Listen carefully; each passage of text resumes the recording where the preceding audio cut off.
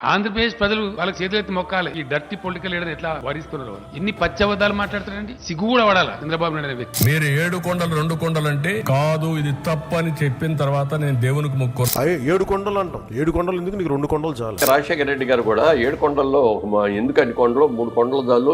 7 కొండల వాడ అని చెప్పేసి మాట్లాడే సందర్భం నుంచి 7 కొండలు ఎందుకు 2 కొండలు అన్నందుకు ఏం జరిగిందో వాళ్ళ ఫ్యామిలీలో మనందరం కూడా గుర్తుంది, అందరికీ గుర్తుంది, వాళ్ళకి కూడా గుర్తుంది. Jio number 746, Jio number 747. అసలు జియోలు ఇచ్చింది ఎవరు? రాజశేఖర రెడ్డి గారు ఇచ్చిన జియోలు ఏంటి?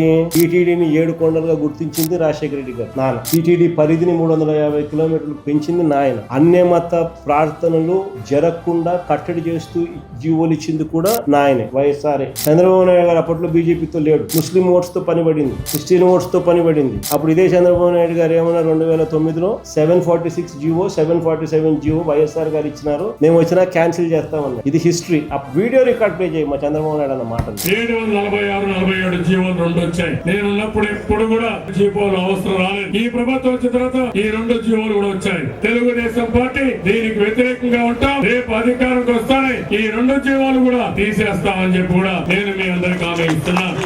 మళ్ళీ ఇప్పుడు చంద్రబాబు నాయుడు ఇప్పుడు ఏమంటున్నాడు? మీరు 7 కొండలు 2 కొండలు అంటే కాదు, ఇది తప్పని చెప్పిన తర్వాత నేను దేవునికి మొక్కున్నాను. ఈ కూడా కంపేర్ చేసినామని అంటే చంద్రబాబు నాయుడు గారి క్యారెక్టర్ ఏంది, నైజం ఏంది అనేది అర్థం.